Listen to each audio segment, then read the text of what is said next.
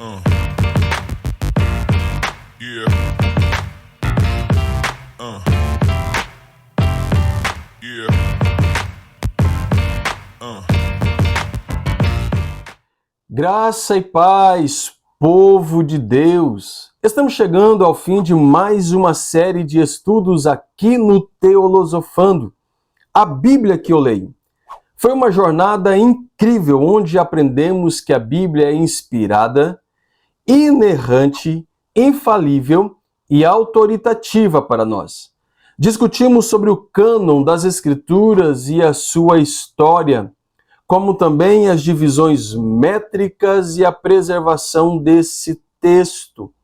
Aprendemos sobre os idiomas originais das Sagradas Escrituras, o hebraico, o aramaico e o grego, e a importância da Bíblia Sagrada para nós cristãos. E hoje, para fechar nossa série de estudo, eu desejo lhes propor uma aula prática onde veremos algumas dicas importantes para que possamos colocá-las em prática durante a nossa leitura, os nossos estudos das Sagradas Escrituras e com elas aprendermos. Na palavra ou na voz do autor aos Hebreus, a Bíblia é viva e eficaz. É mais penetrante do que espada alguma de dois gumes e penetra até a divisão da alma e do espírito, das juntas e medulas, e é apta para discernir os pensamentos e intenções do coração. Você está pronto? Então tome aí contigo o seu material de apoio e vamos juntos trilhar o caminho do conhecimento. E desde já, eu lhe convido a anotar nossas primeiras dicas. Tomando o seu material de apoio, anote aí as nossas dicas. E a nossa primeira dica é: lembre-se, a qualidade da leitura é mais importante do que a quantidade do que se lê. Por vezes eu vejo pessoas orgulhosas dizendo que já leram a Bíblia 10, 15, 20 vezes, e isso é maravilhoso. Mas eu me pergunto, o que ela aprendeu? Será que aprendeu alguma coisa com as Sagradas Escrituras durante esse tempo de leitura? Não é a quantidade de vezes que eu leio que me fará compreendê-la, mas sim a qualidade da minha leitura. Então não tenha pressa. Não adianta eu vir aqui e te dar instruções e te ensinar como ler a Bíblia e você pegar a Bíblia e começar a ler somente para cumprir uma meta. Precisamos fazer como o salmista no Salmo 119, verso 97, quando ele diz: ó, como eu amo a tua lei, é minha meditação em todo dia. Para o salmista, a meditação das Sagradas Escrituras é mais importante do que a quantidade de vezes que nós a lemos.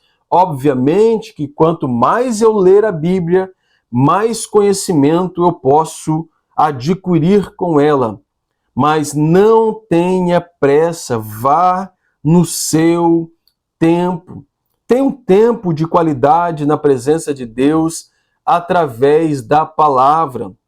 A Bíblia não foi nos dada para informar, mas para nos salvar. Diante disso, eu já vos digo, opte sempre pela qualidade da leitura e não pela quantidade da sua leitura. A segunda dica: escolha uma tradução da Bíblia acessível à sua compreensão.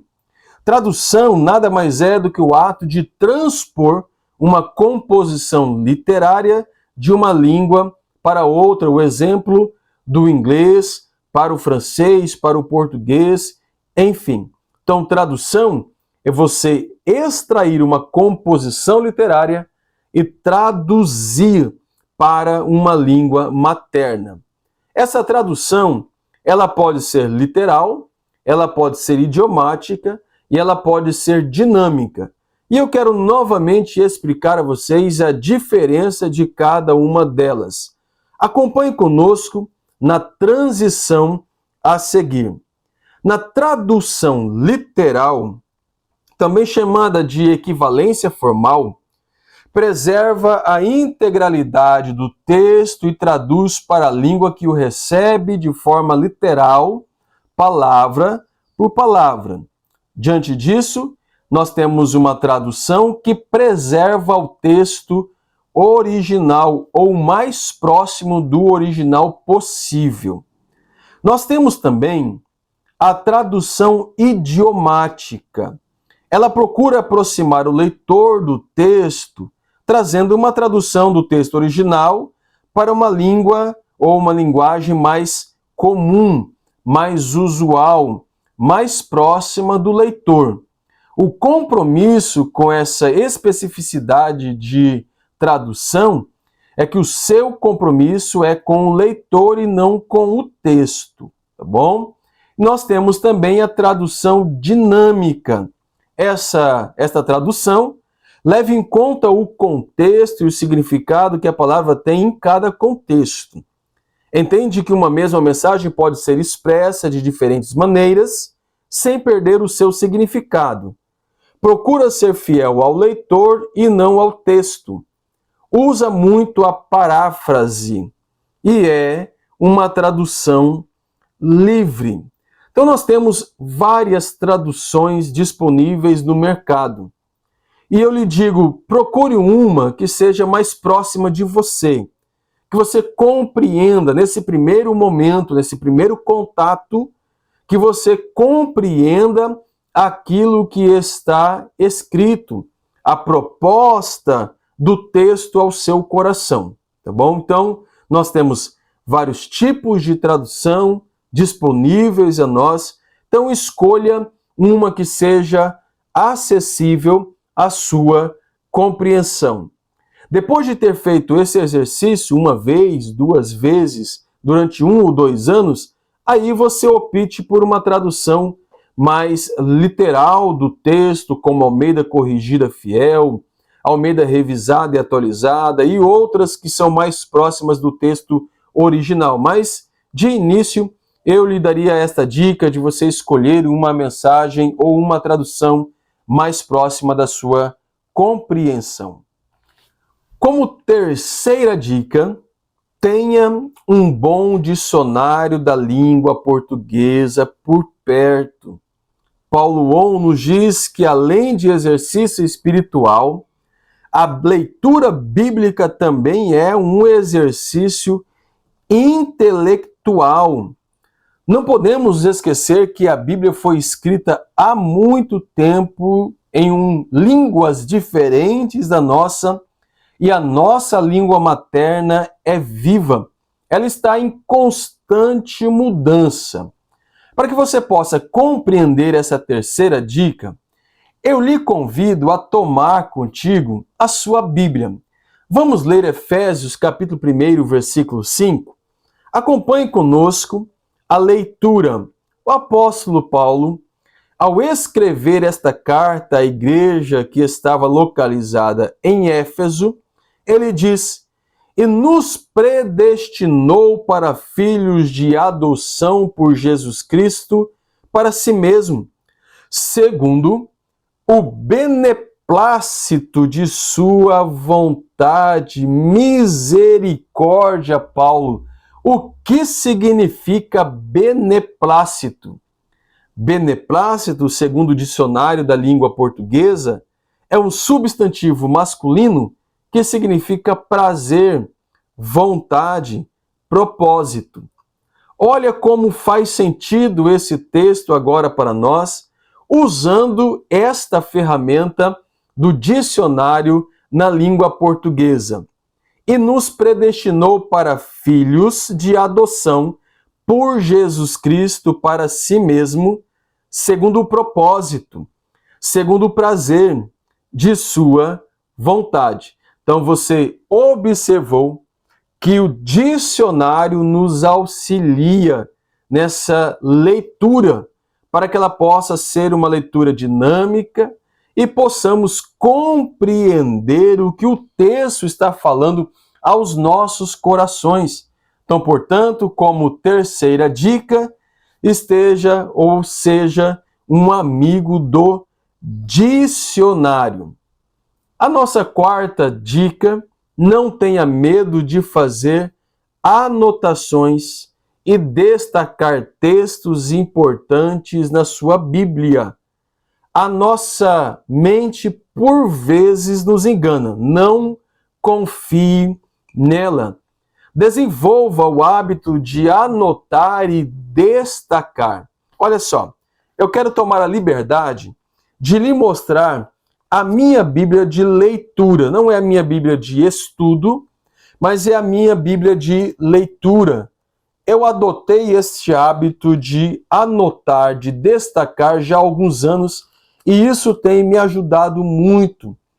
Principalmente quando eu vou desenvolver um esboço ou preparar uma aula, eu sempre tenho as minhas anotações por perto. Esse aqui é o livro de Jó, qual livro este que nós estaremos estudando na próxima série.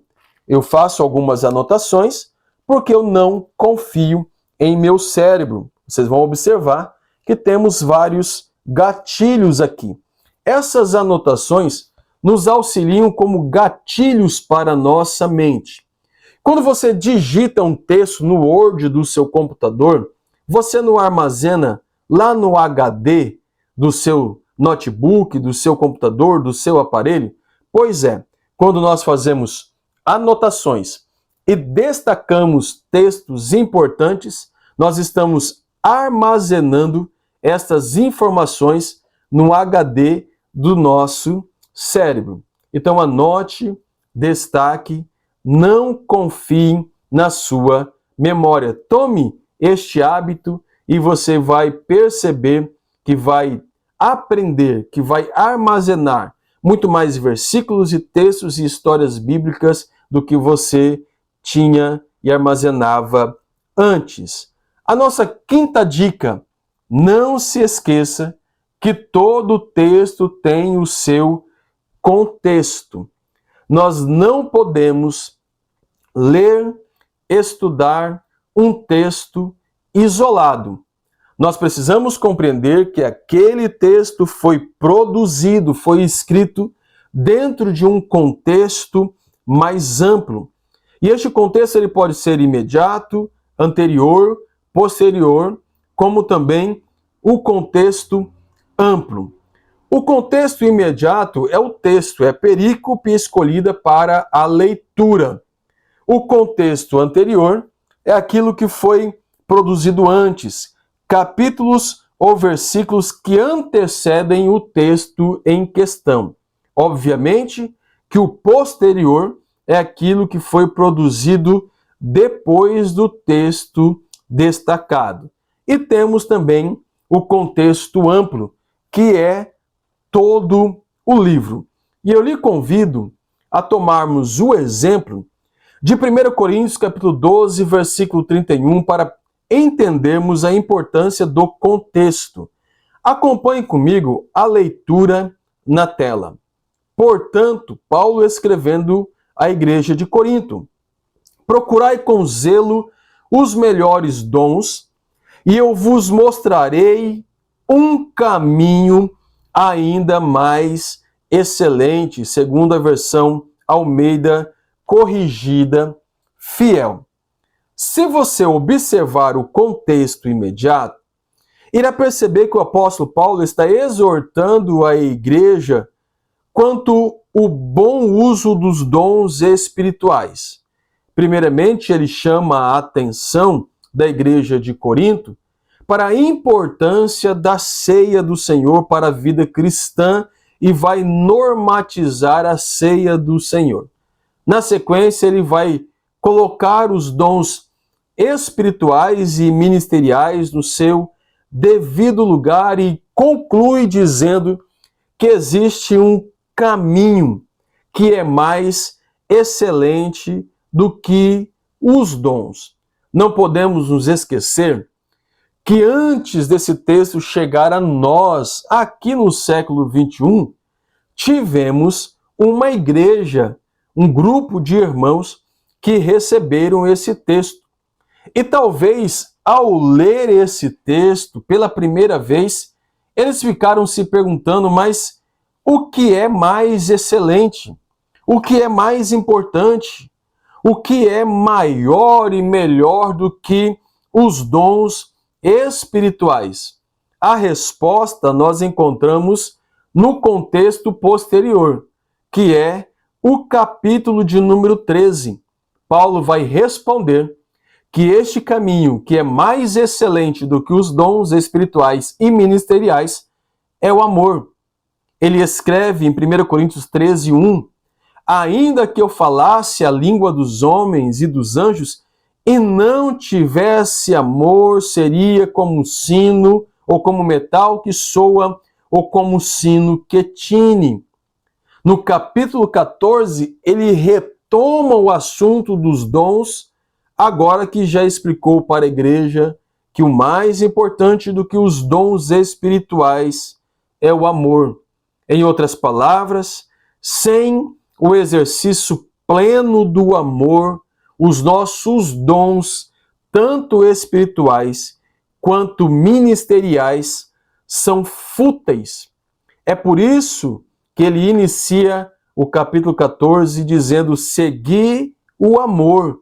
O amor deve ser uma prática do cotidiano, deve ser um caminho trilhado por todos nós, e procurai com zelo, uma vez que compreendemos a importância do amor ao próximo, procurai com zelo os dons espirituais.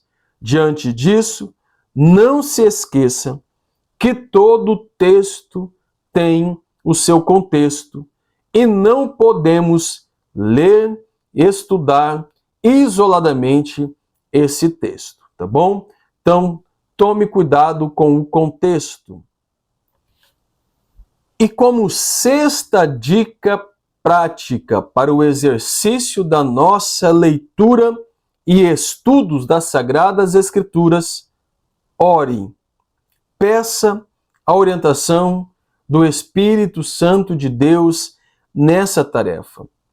Já está claro para todos nós que Deus se revelou. E um dos meios pelos quais Deus se revelou foi através da sua palavra. Diante disso, ele deseja se comunicar conosco por meio dela.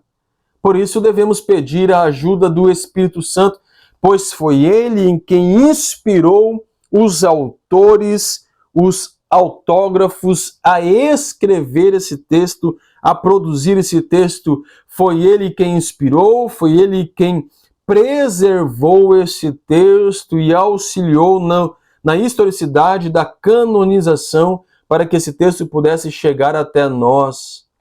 Então ele é o agente de Deus na terra para nos direcionar à compreensão exata desse texto. Esteja com a sua mente aberta para as coisas espirituais, e o apóstolo Paulo, ao compreender isso, ele escreveu na sua primeira epístola aos Coríntios, capítulo 2, versículo 14, ora, o homem natural não compreende as coisas do Espírito de Deus, porque lhes parecem loucura, e não pode entendê-las, porque elas se discernem espiritualmente. Devemos então ter a atitude de Samuel e dizer: fala, Senhor, porque o teu servo ouve. Nesta tarefa de leitura e estudo das Sagradas Escrituras, seja dependente do Espírito Santo. Por certo, ele vai nos revelar coisas grandes e ocultas. Por certo, ele falará aos nossos corações sobre coisas espirituais, em que um leitor desatento não vai compreender, não vai enxergá-la. Então, ore, busque direção do Espírito Santo nesta tarefa, neste exercício, nesta agenda diária de estudos e leitura da palavra de Deus. E para concluirmos o nosso estudo, como também a nossa série, a Bíblia que eu leio. Mais uma vez, eu cito, tomo a liberdade de citar o poeta inglês do século XVIII, Samuel Taylor, quando ele disse: encontro na Bíblia palavras para os meus íntimos pensamentos, canções para a minha alegria, alívio para as minhas dores mais profundas, reabilitação de todas as minhas debilidades e fraquezas. Deus, ele se revelou através da criação, se revelou através dos profetas e, por vez ou por último, através da pessoa bendita de Jesus Cristo. E nos deixou uma revelação por escrito, que é a Bíblia Sagrada. Portanto, devemos amá-la, devemos estudá-la, devemos examiná-la. Ela é a fonte de vida, é uma fonte de vida eterna para os nossos corações. E, acima de tudo, pratique o que leu. Pratique o que leu. E eu quero lhe convidar para concluirmos Tiago, a fazermos essa leitura. Tiago, capítulo 1, versículo 22 e 25.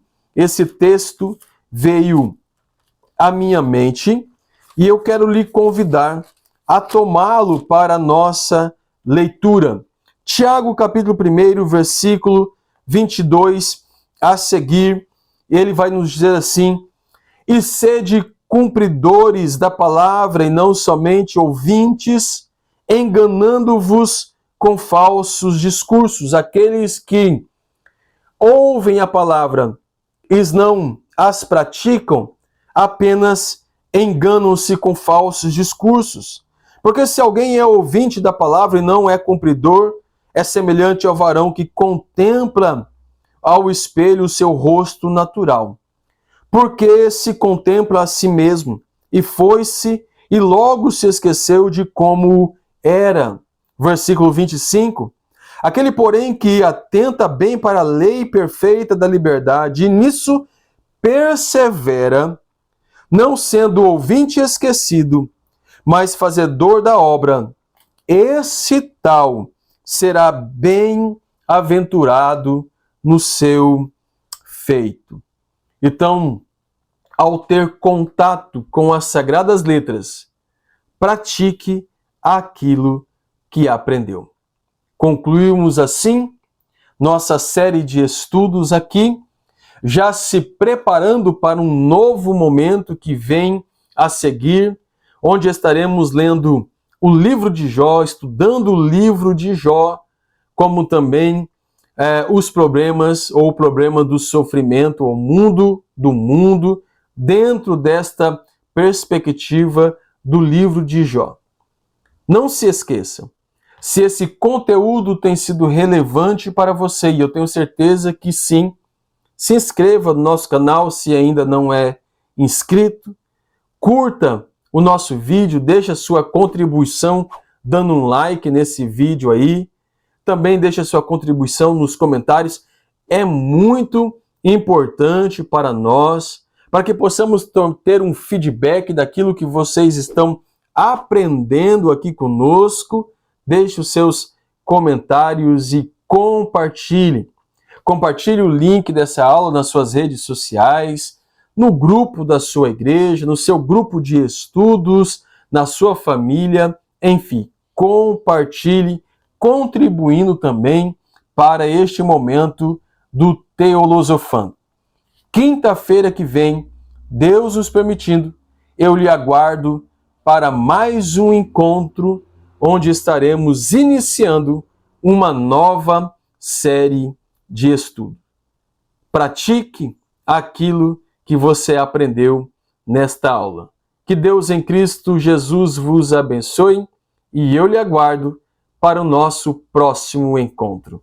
Um grande abraço.